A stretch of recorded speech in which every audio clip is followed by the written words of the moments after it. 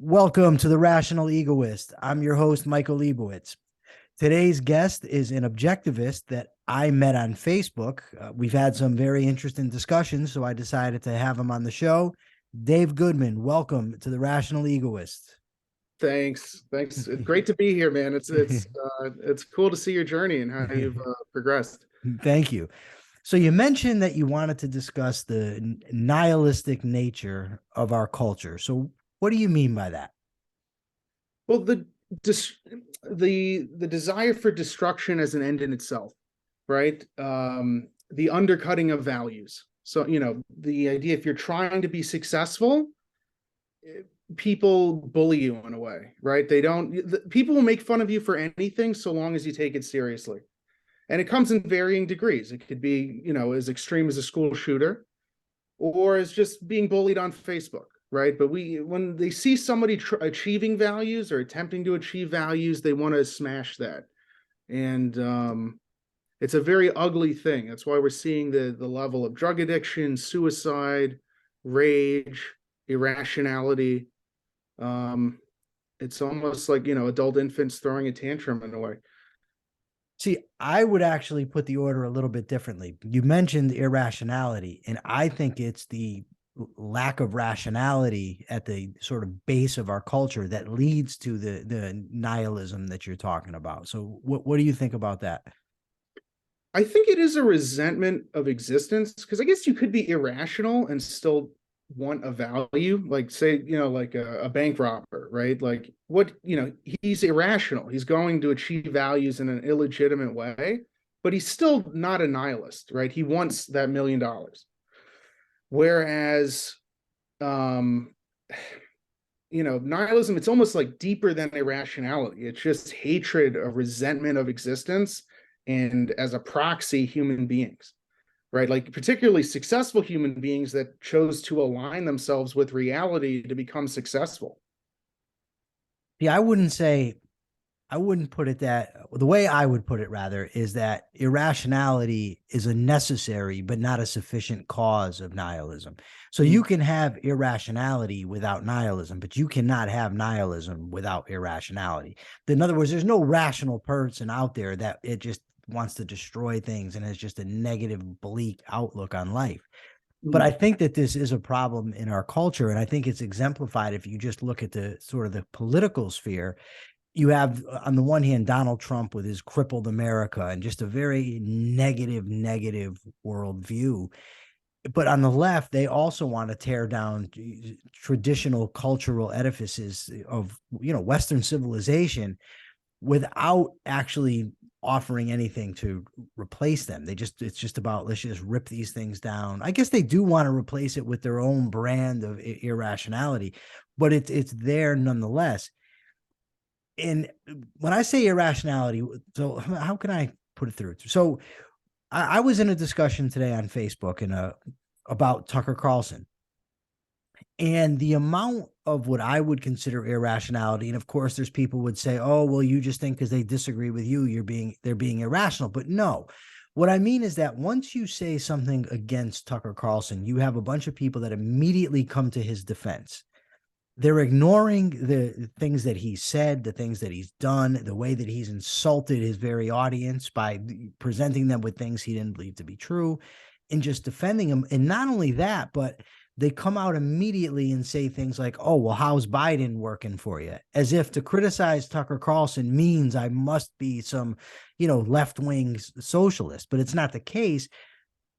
But rationality would be what you would need to sift through all that stuff, to actually take the concretes in existence, conceptualize them, and put them into a coherent whole. But they don't do that. They just they put everything together without first conceptualizing them. Does that make sense to you? Am I on to something? Yeah, I think it is. I mean, that's just tribalism. Like Ayn Rand wrote about the anti-conceptual mentality in, I think, The Age of Envy, the New Left, the anti-industrial revolution. The idea that people think in binaries because they're not rational, right? They just retreat to their tribe. It's a sign of Yes. like rationality and low self-esteem. You're going to default to your gang, and Yeah, if you criticize an element, they can't see nuance, right? Because they're, in a way, tribal savages. I mean, maybe not violent yet, but certainly like savagery in terms of the intellect. No, but they certainly vote for policies where other people are using force for them, whether it be protectionist tariffs or a border wall or Medicare for all, whatever it is. They have no problem voting for other people to commit the force for them. They just don't do it themselves. So in that sense, your savagery analogy, I think, actually hits more home than maybe it was expected to at first, because I really think that there is an element of that there. Yeah. Some of these movements, they have no positive vision that seem, but they seem to be really animated, right? Like, environmentalists, or I guess with the welfare state, it's not necessarily nihilistic per se. It could be a value. They think like the healthcare is a value, right? So this is how you achieve it. But it They don't is care about irrational, right? It's still Yes, irrational.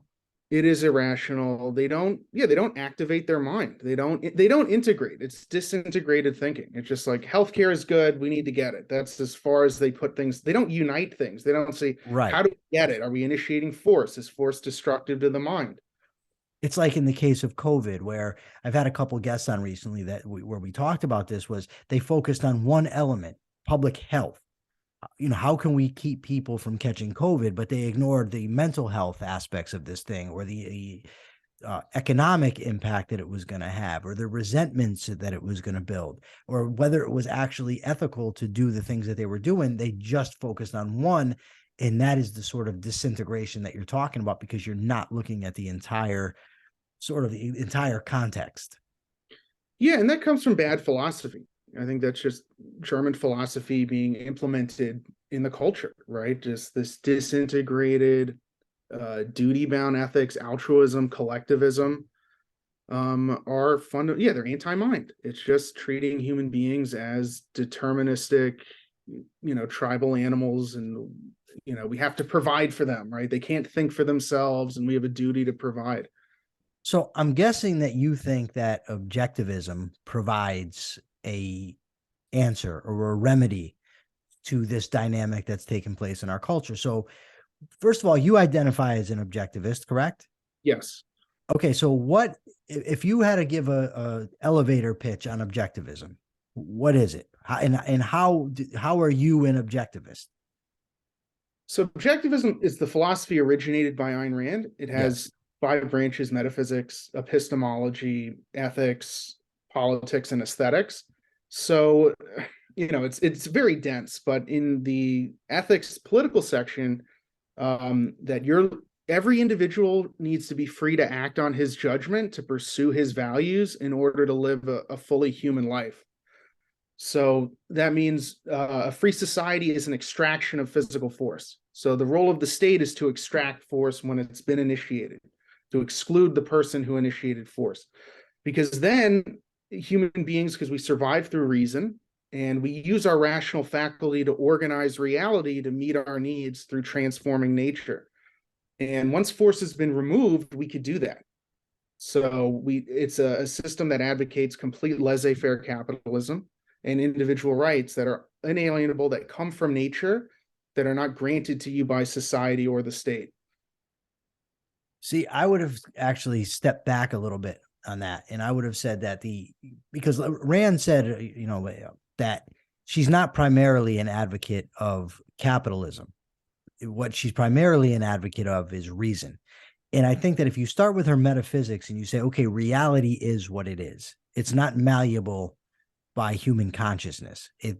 There are principles that exist in reality that are a part of existence that we have to adapt to if we're going to survive, right? And the way we come to know these principles are by reason. So if we start with that base, that the purpose of consciousness is to discover and explain reality, not to create it, and then we understand that reason is our fundamental means of knowledge and survival, then we have to learn the principles of reason. And then we're at a good starting point to where that irrationality, that nihilism never gets its chance sort of to enter the fray, to enter our sphere of existence. So that for me is like the most powerful thing, because as a criminal, I was all over the place. I never used reason as anything. I was your nihilist. I was destructive. I used to like to just hurt people just to hurt them. But once I learned the role of reason in my life, it was so empowering to learn that I can obtain mastery over existence by recognizing it and using my mind to discover it. So, first of all, has that been your experience with objectivism, or is it different, or are you coming at it from a different angle? No, I think so. I mean, I was never taught reason, right? Who even uses the word reason, Very right? Like, few. yeah, I don't know most people's parents. I never had a teacher say like be rational, right? Like reason is your means to achieving values. You don't get that. You just get, I don't know, superficial egalitarian ideas about equality and diversity, right? It's not about your capacity to use your mind to get something in this life. You're born, you live, you die, then it's over. So while you're here, how do you make the most of it? And that's what I got from Rand. She made me excited about life because I could understand it, right? It made the world understandable and values achievable. So yeah. When I was, I think, how old? I was 22 years old, and I took a social ethics course in prison. And I came across the principle, the teacher taught us Aristotle's principle of non-contradiction. And he said a thing cannot both be and not be at the same time. Now, this was prior to reading Rand, but I found that so empowering. And I decided shortly thereafter that my goal was going to be to eliminate contradictory ideas from my mind. If I came across a contradiction, I would analyze it, study it, decide which idea was wrong, and negate it from my thinking. And then I came across Rand, and it was so empowering because she took that principle and just extended it so much further. She achieves she discovered, or explicated a rational morality, or morality of self-interest, that is so empowering, that I have a right to exist for myself. I don't have to sacrifice myself for other people, but I have to be reasonable in order to live this way.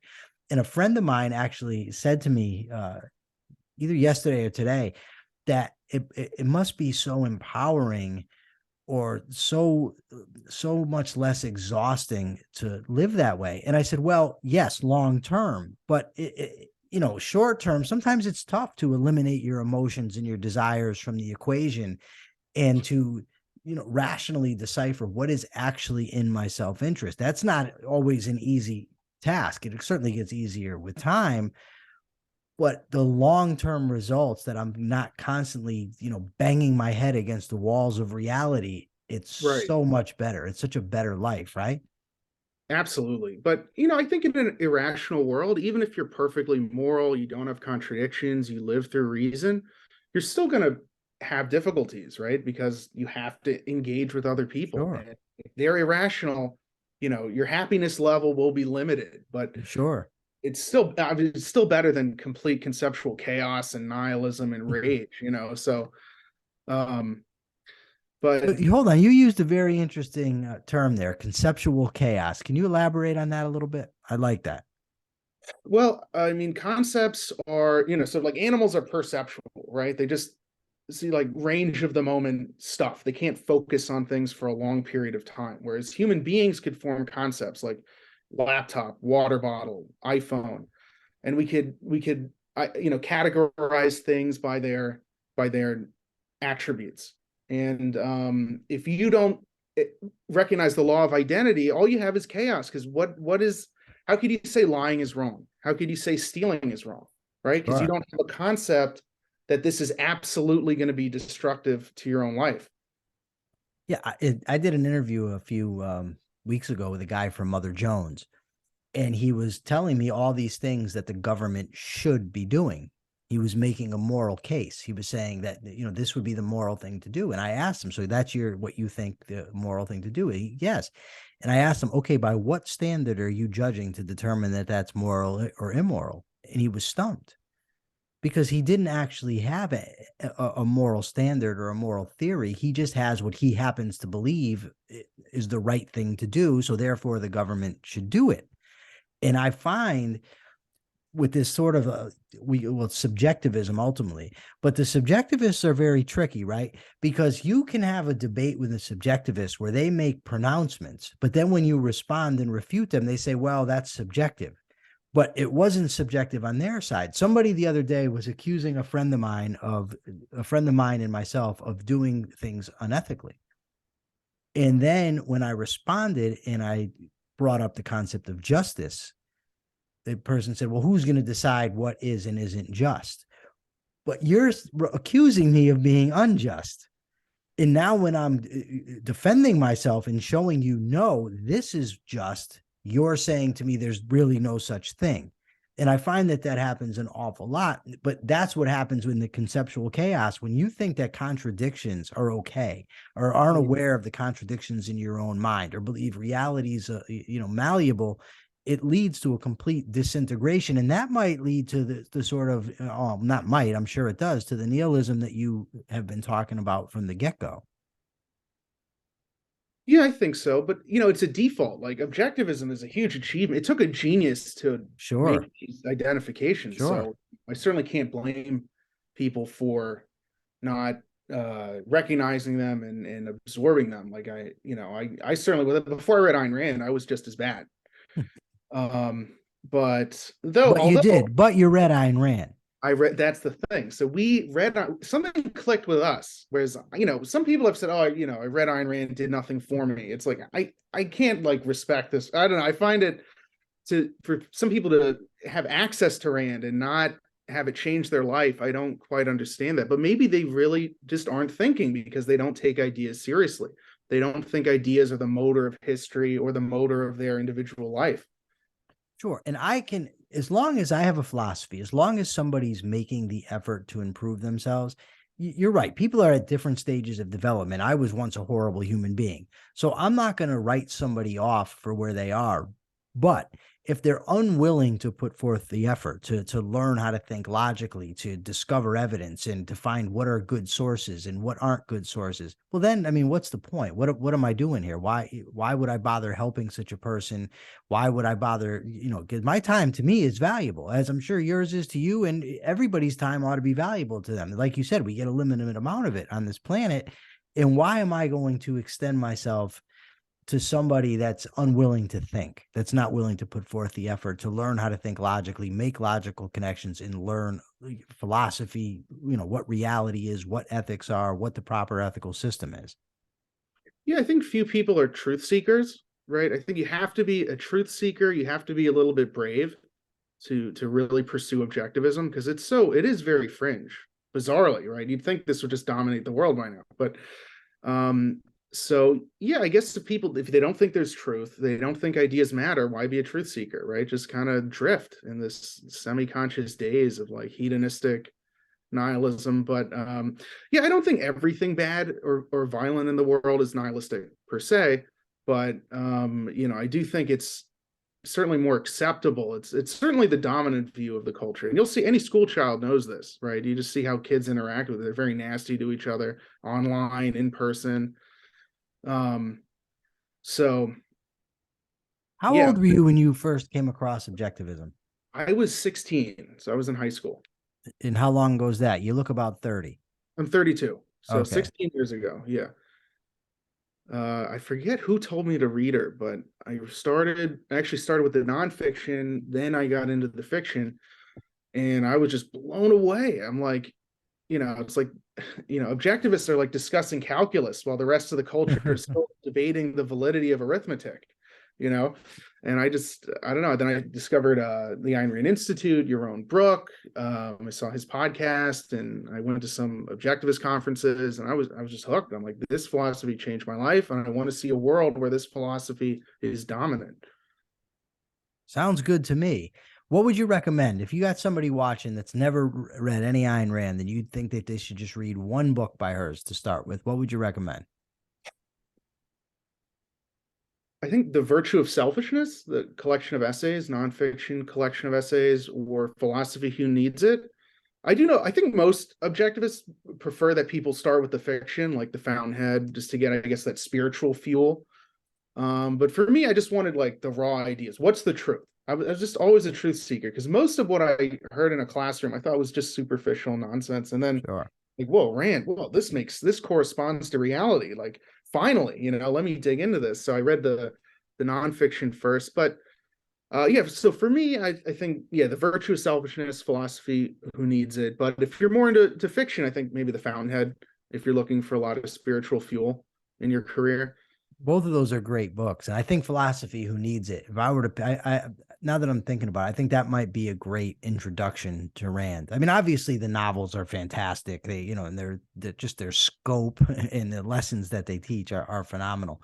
But philosophy, who needs it? Because that kind of shows why you need a philosophy, and well, actually why we all have them. And it's just better to make it explicit and to learn what our ideas actually are, rather than be just driven around like, marionettes on strings of our subconscious. But my book that and I don't know if I'd recommend it for first, because it's tough, but I think it's so important, is the Introduction to Objectivist Epistemology, because it teaches concept formation, what concepts are, why they're important. To me, that was a phenomenal experience to read that book. I mean, Atlas was great, but kind of for different reasons. Atlas gave me that sort of emotional fuel that you're talking about, and it, gave me a vocabulary, but objectivist epistemology really drove things home.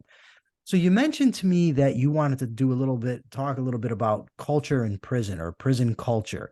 First of all, why does that subject interest you? Well, it just, like, just being a civilian, right? It's so hard to become an objectivist, but being in such an anti-intellectual climate like a prison for decades, to be, you might be the first objectivist inmate, right? In the world, I mean, I mean, I'm just so curious how that manifested, right? Like, because I mean, do you have a lot of like intellectual discussions in prison, or is it mostly kind of, thuggish? I've had a lot of debates in prison. Some just degenerated into pure emotionalism.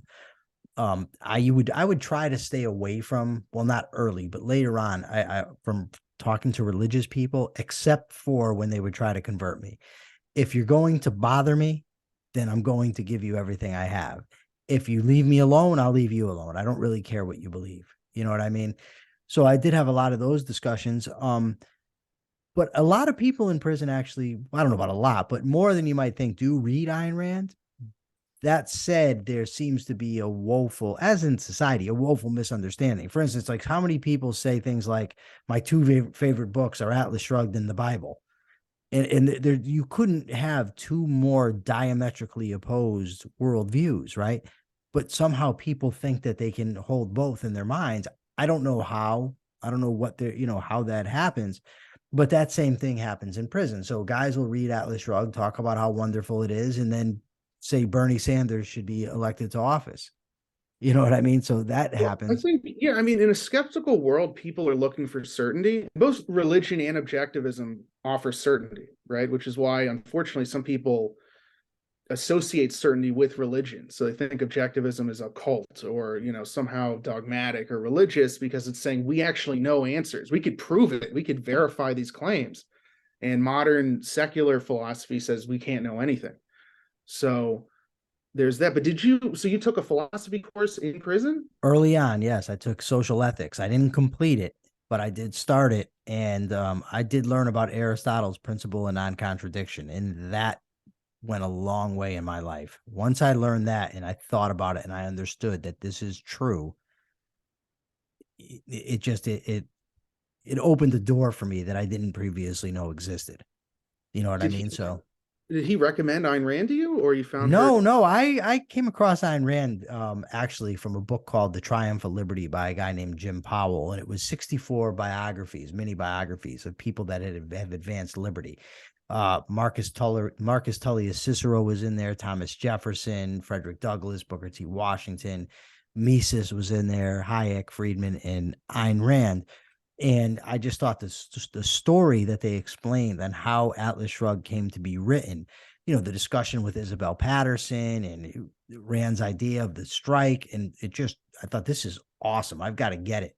So I bought Atlas Shrugged as part of a package. And the package consisted of, there was Atlas Shrugged, Human Action, The Discovery of Freedom, Our Enemy, the State. And there was another book in there, and I don't remember what the other book was.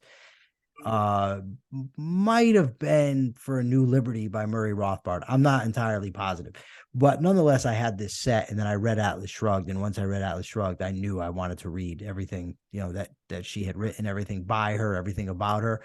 But what I find is important to do, what I've tried to do, is read everything I could that challenged her. Rather than just read her and say, this is wonderful, I would go out and buy criticisms of her. Unfortunately, the vast majority of those criticisms either misstate her viewpoint or attack her personally. And I don't care about Ayn Rand's personal life. It means nothing to me. She could have been a serial killer for all I can. She's not. So anybody out there listening, don't start sending me messages of what a jerk I am for attacking Ayn Rand. I'm not. I don't know what she was like personally. I know there's varying accounts from various camps, from various people whom I don't know. So I have no means to assess the veracity of their statements, their motives, or anything else. What I do know is that she put together a monumental achievement in the philosophy of objectivism that has absolutely transformed my life. Now, I don't call myself an objectivist. The reason being because I don't care to argue about it, because there's a lot of positions of hers. Well, I don't know about a lot, but things that I disagree.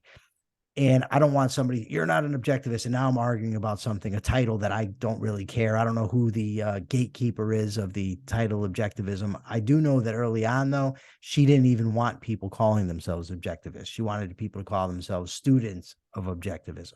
And now, of course, you have this debate, open versus closed objectivism. So maybe I'm going to coin a term here. Maybe I'm a neo-objectivist.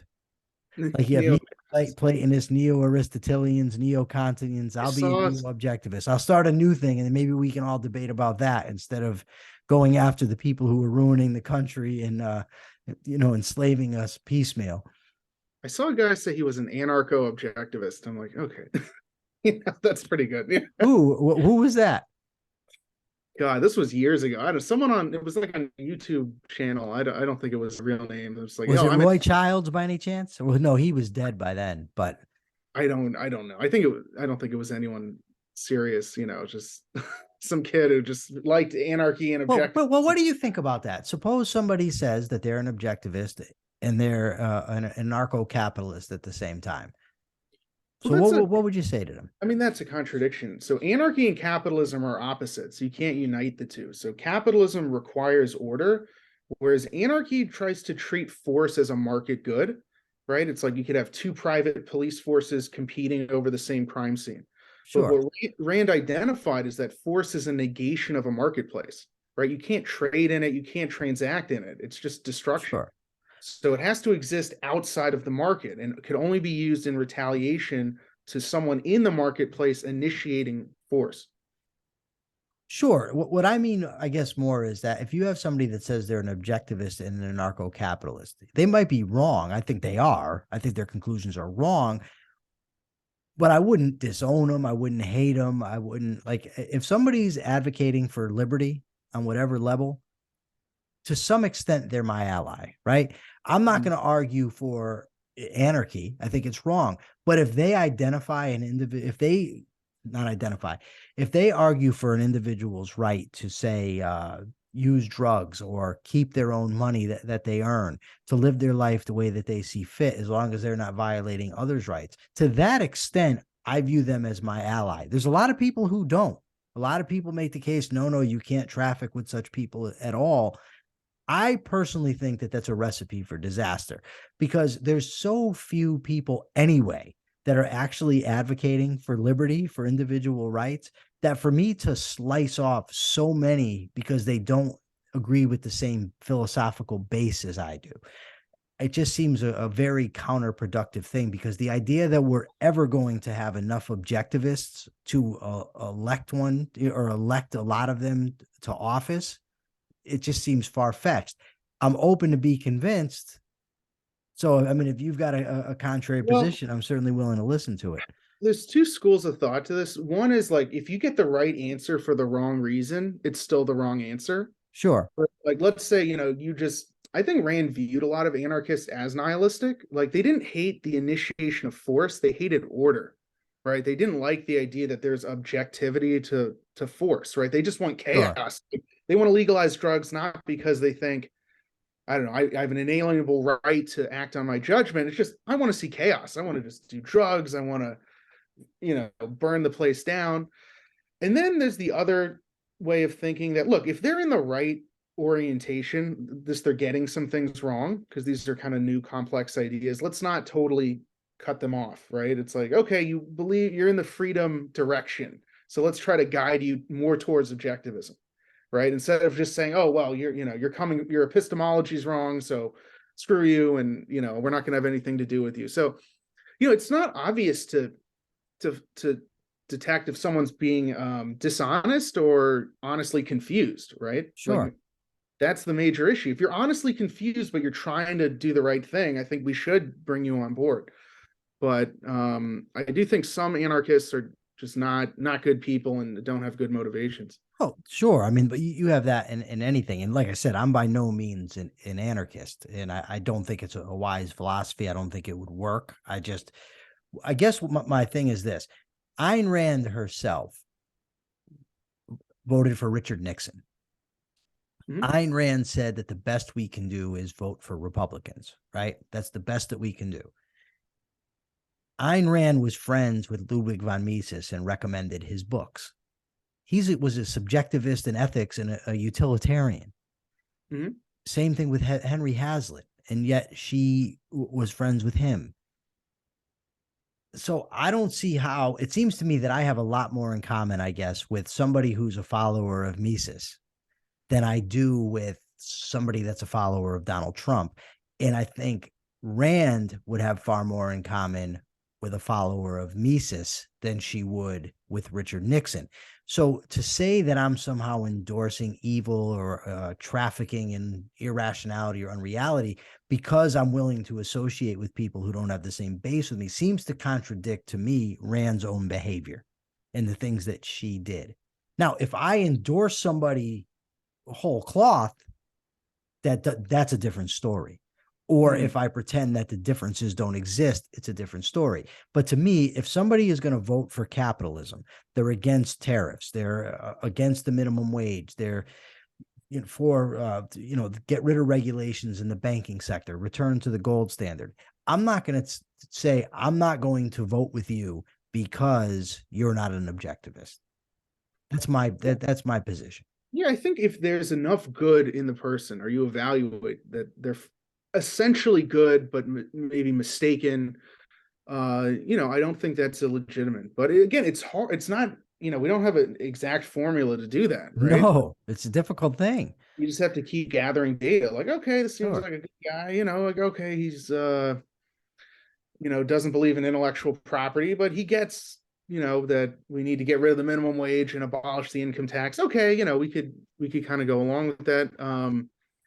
Because even like the Ayn Rand Institute, they'll work with some libertarians within reason, like the Cato Institute. I know John Allison, he's a big donor to ARI, and he owns BB&T. It's like the largest bank in the South, and he was head of the Cato Institute. So I think there are better libertarians, and then there are some nihilistic ones. And yeah, I think the liberty movement's growing. Like, we have the silver bullet to change the culture. It's just going at 2 miles an hour. Is the problem. Yeah, I'm with you, but you're right, and I think Rand actually said, I might be mistaken. It might have been Leonard Peikoff. Sometimes I meld them together. It's I've read so much of the stuff, but that when you're dealing with a person that is of mixed character, you have to learn to deal with the elements of them that are good and not the elements of them that are bad. And it's could be a torturous process to try to figure this out. And I don't disagree with that at all. I think she's spot on. And that's why I'd be willing to work with people that I think are basically good people that want the same type of society politically that I want, even if they don't share all my ethical views, all my epistemological views. It just seems to me that it'd be cutting off my nose to spite my face to do otherwise. Yeah, I think certainly epistemology is tough, right? I think Sure. we could get people who have a general sense that they want to be free to, get rid of gun regulations, and I don't want to have to deal with these government controls, like that type of sense of life that Rand talked about. But then the epistemology, metaphysics, rejecting altruism, that takes a long time. Like, it's not enough just to throw Atlas Shrugged out there to print a bunch of copies. We need to train intellectuals, right? Sure. To For the this new stuff. intellectual. But yes, Come on. absolutely. And that's what like the Ayn Rand Institute's doing, right? They're just churning So out are people. you a member of the Ayn Rand Institute? Not a member. I go to their events, but I'm not. I don't know if you could be a member. Maybe I don't know. Do they have members? I don't know. I don't. I, I I thought know so, but maybe not. I know your own show. You could be a member, but do you follow Alex Epstein at all? His work on fossil I've fuels? I've actually, yes, I have his book. He sent me a copy of his book, Oh, Fossil Futures, and it oh, was cool. a really good book. I liked it a lot. I thought he made some very compelling arguments that were outside the sort of mainstream of what the argument usually is, and I thought he was great. You want to talk about somebody that has some integration? That's him. He's a very bright guy. Yeah, So but basically, we before, need to train like 1 or 200 Alexes, and then we win. good Right? luck with that. Yeah, Good luck. I think we I'd win be over happy. Europe. I'd be happy with a few. Well, maybe a few hundred. You're right. But if Yeah, we could even have a society that's predominantly Eddie Willers, I'd be good with that too. right.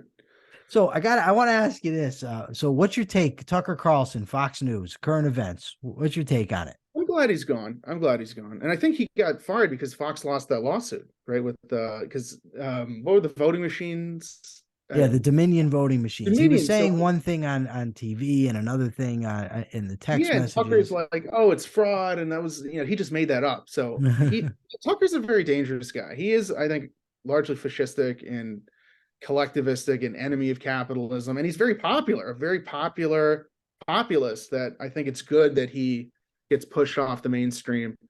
Yeah, I'm with you. I've noticed this quite some time now. With I first noticed it with Rush Limbaugh. I actually posted this on Facebook today.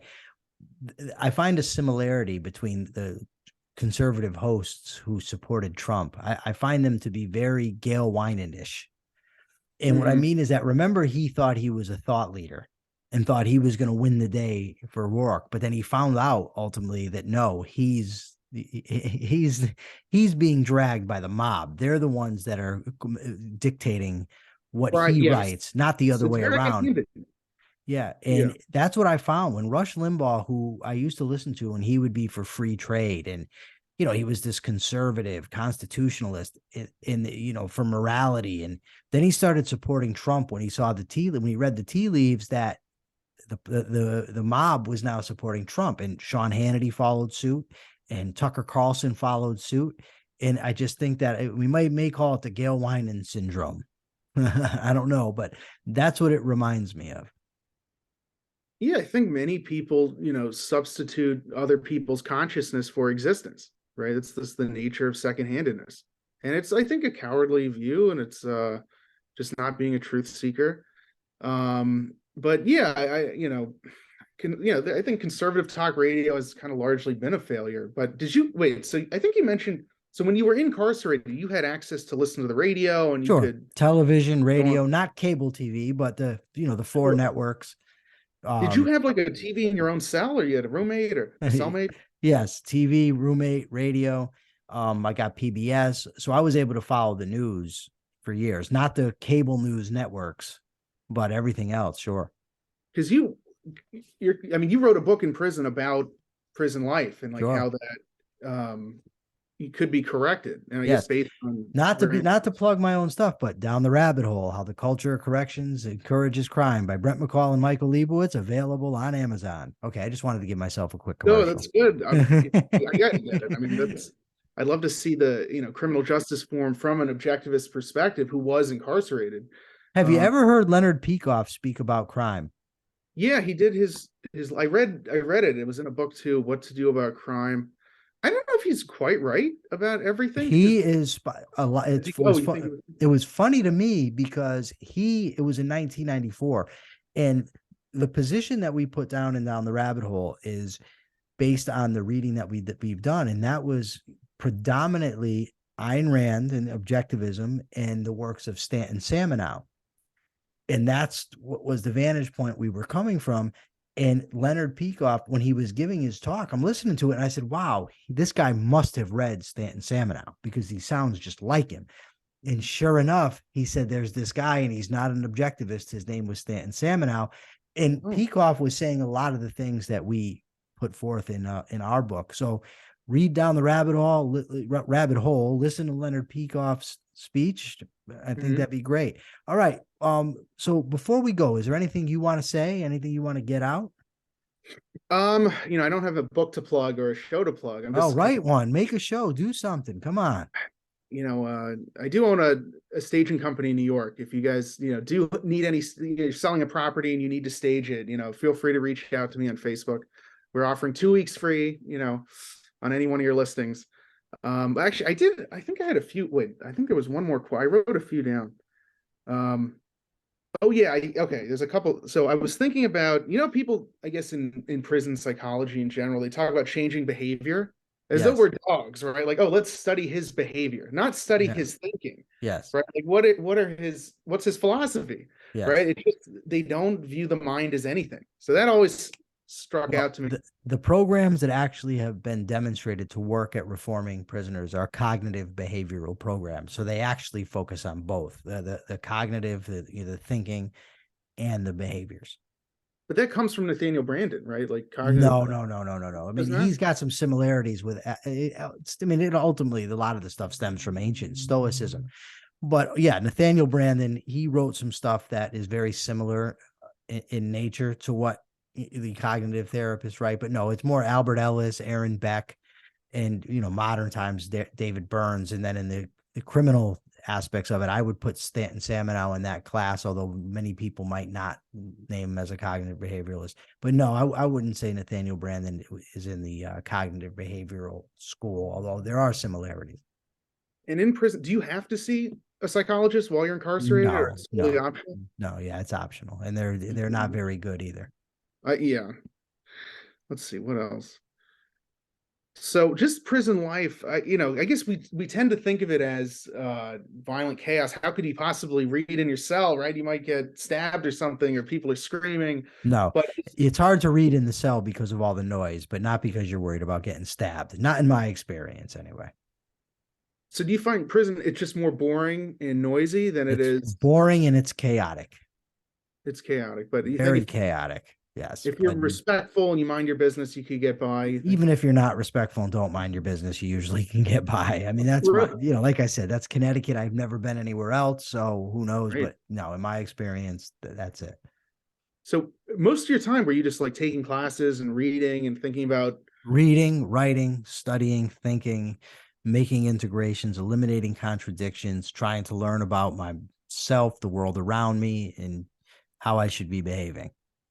And did you know when close to, I guess, when you were going to be released that, hey, I'm going to spread this philosophy, or I'm going to start a podcast or fight for liberty? Yes. That was the plan. Yes. Wow. Because I guess before you're released, you have to talk to like social worker or anything. Oh, you have to talk to pre-release people, but that's it. Right. That's it. They don't say like you need a game plan or not really. I mean, if you're going home, they will. I shouldn't say no, but I didn't really engage with them because I've always found them to be relatively useless anyway. So why was I going to bother? I had a plan. I know what I wanted to do, and I'm going to execute it. I don't need to sit there with some bureaucrat who's doesn't know what I'm dealing with or the struggles that I'm facing. So I didn't bother, but they have that. Yeah, sure. Wow. Did you anticipate you'd be this successful kind of right out the gate? Yes. I don't know about this quickly, but yeah, I knew. I mean, I pretty, you know what I mean? I've got to focus. I know what I want to do, and I'm going to do it. Nice, man. Very cool. This is a cool story. Yeah. I hope to see more of you. I hope you get on. All right. Yaron Brook or some of these other. I would love to put out the word. Anybody, Yaron Brook. Have me on.